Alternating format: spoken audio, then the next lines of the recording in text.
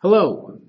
Today I want to talk to you about phrases and clauses, give you some examples, and show you how a phrase is a little bit different from a clause. First, let's talk about a phrase. A phrase is a group of words that stands together as a unit or as one meaning. Let's look at some examples of kinds of phrases. First, a noun phrase. The really tall woman. I have four words that come together to form one meaning, and they're centered around the noun woman.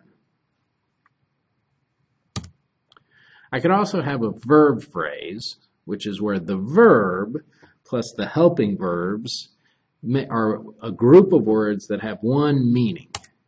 Has been eating would be an example, centered around the verb eat. Three words with really just one meaning. We could also have prepositional phrases, and prepositional phrases have a preposition plus an object. In the tree. So in is the preposition, the tree is the object. An object is a noun. Clauses are a little different. Clauses are a group of words, but the key thing for a clause is that it's a subject-verb combination. A subject and a verb that come together to form one idea. If we look at the picture, the kids play. In this sentence, I have a subject, kids, and a verb, play. Those words come together to form one idea. Now, in a clause, I could have a lot of different phrases. If I have this second sentence here, the young kids are playing soccer in the park. The young kids is a noun phrase. Are playing is a verb phrase.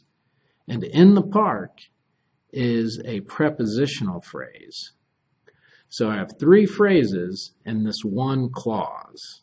And when I say clause, it's a subject-verb combination. Let's talk a little bit about the types of clauses. Look at this sentence. The kids play soccer. Now, let's look at another sentence. When the kids play soccer. So, with both sentences, they have about the same meaning. But the kids play soccer, that's a complete idea. When the kids play soccer, the second sentence, that one leaves us asking for more information. It's not a complete idea. So, those were examples of independent and dependent clauses. So an independent clause can stand by itself. It has a complete idea. The kids play soccer. It's a complete unit. With a dependent clause, can't stand by itself. It doesn't have a complete idea. When we read a dependent clause, we feel like we need more information. When kids play soccer. So it's not a complete idea. We feel like we want more. If I add an independent clause to a dependent clause, then I can get a complete idea. So now I have when the kids play soccer, they have fun. They have fun is the independent clause. And when the kids play soccer is the dependent clause. So one thing that makes a dependent clause is that it has a subordinator. In the previous sentence, the subordinator, or the previous dependent clause, the subordinator is when. Another subordinator that we use a lot is because. Similar to because, I have the prepositional phrase because of. So because is followed by a subject and verb. So it introduces a dependent clause. because of is followed by just an object. So it is a prepositional, it's a preposition that begins a prepositional phrase. This is a good example because and because of have the same meaning, but the way they work in a sentence is a little bit different. Let's look at this sentence. She is swimming blank the hot weather. Which one would you put in this sentence? If I look after the blank, I see the hot weather. That's just a noun. There's no subject-verb combination there. So for this one, I will put because of. Let's look at the second sentence. She is swimming, the weather is hot. In the second sentence, I have the weather is hot. So I have weather is the subject, is the verb.